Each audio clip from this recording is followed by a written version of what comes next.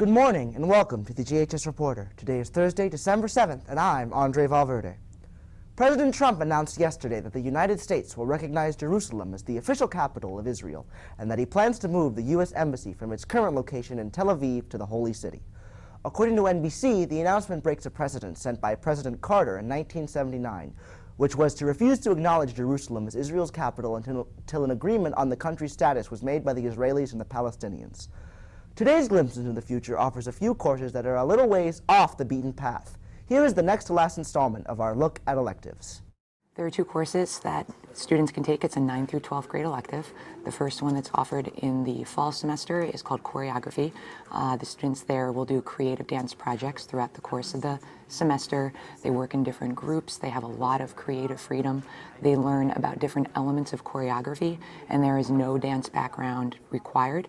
I have a lot of different students with dance backgrounds that take the course and find a lot of success, as well as students that this is their first time taking a dance class, and they also have a great deal of success.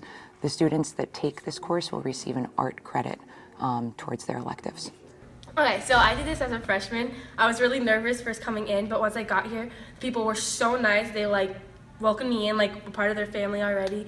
And then once we started the projects, it was like a lot to take in. But then once we started, it came together so great. I had so much fun, even if you never danced before, if you have danced before.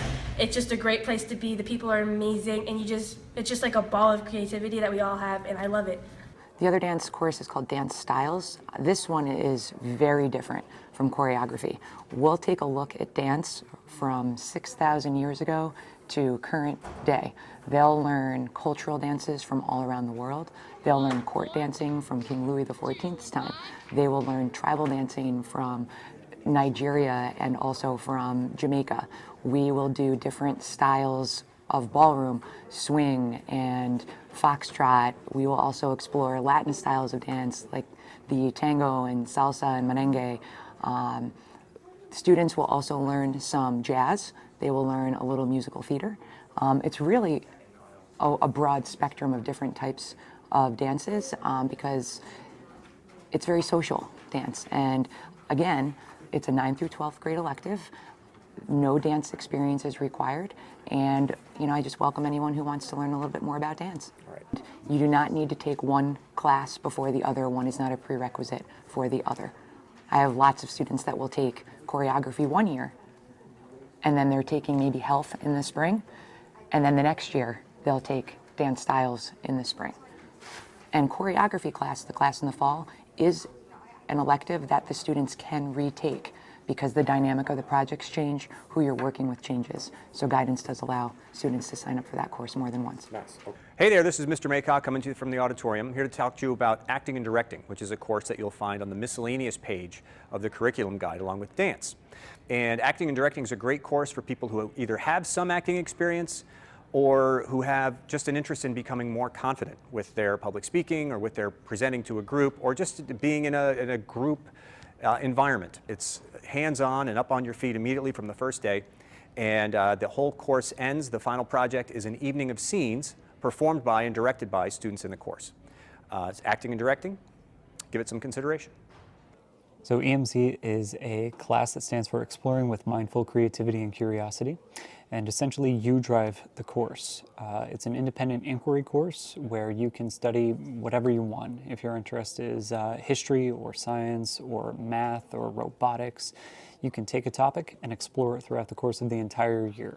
Our curriculum really isn't much of a curriculum in that we focus on something called the 5 C's, which is creativity, critical thinking, collaboration, communication, and curiosity. And what we try to do is instill a sense of questioning in each one of our students. So regardless of your topic, you're asking questions throughout the course of the entire year and building to a point where you produce a product from that. At the end of the course, you'll be giving a TED Talk style presentation that happens in early June, and that is the culmination of all your work throughout the entire year. This counts as an elective credit, so it's 1 credit for the year, and you can take the course if you're a freshman this year and want to take it sophomore year. We've had students that are taking this for the 3rd time, so you get an elective credit each time that you take E = MC squared, and as I said before, it's independent. And myself and Mrs. Gergen are the point people for that. We're your coordinators. And yeah, we schedule time in the library to meet and plan and discuss where you're going for your next steps. Tomorrow, we wrap up our preview of the 2017-18 curriculum guide with the business department and choir. Here now with episode 2 of his Star Wars A Day segment is Ethan Skelly, presenting the second Star Wars film, which is episode 5. Don't try to do the math. Hey GHS, I'm back again to talk about the next Star Wars film, The Empire Strikes Back. Considered the best by fans, it certainly is great. We open in Hoth, the new base site for the Rebels. After a nasty run-in with a Wampa, Luke is told to go to the Dagobah system, where he will be trained in the Jedi arts by Yoda. After the Hoth base is ruthlessly destroyed by the Empire, our heroes take divulging paths with Leia, Han, Chewie, and C-3PO going on the Millennium Falcon, and Luke and R2 going to Yoda. The Falcon is chased through the galaxy by the Empire, while Luke starts his training with Yoda. In this film, we learn more about the Empire, having whole scenes of just Vader. This movie is also the beginning of the Star Wars cliché of having multiple plots all going at once, and having their third acts intertwine. Luke sees a vision of his friends in peril and decides to leave its training and go to them. The Falcon lands on Cloud City, where Han meets up with his friend Lando, who, unbeknownst to him, has ratted him out to the Empire, who plans to test the carbonite freezing on Solo. Luke goes to Cloud City and fights with Vader in one of the best lightsaber fights of the series.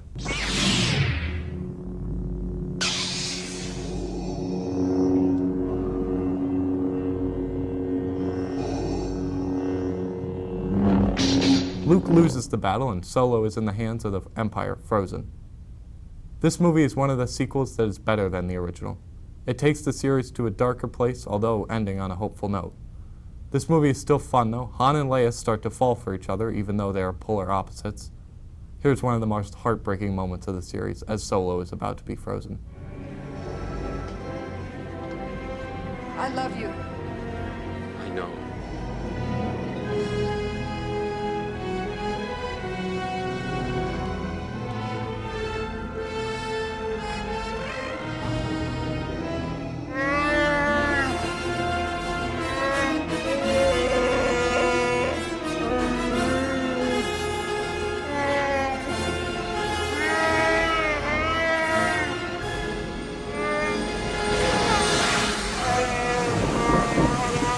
Yoda is a blast too. He shows us that the Force is all-powerful and there is much for Luke to learn. This movie is insanely good. It is a high recommend from me. Tune in tomorrow for Return of the Jedi. Finally, a quick message from International Club.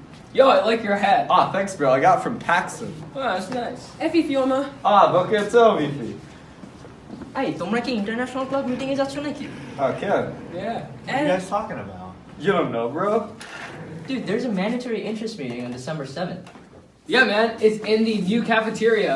Be there if you want any part in the cultural fair. Alright. Despacito, quiero respirar tu cuello despacito. Deja que te diga cosas al oído. That's all for the GHS Reporter today. Remember to find today's announcements online and on Twitter at GHS Announcement. I'm Andre Valverde. Today is a D-Day. Have a good day.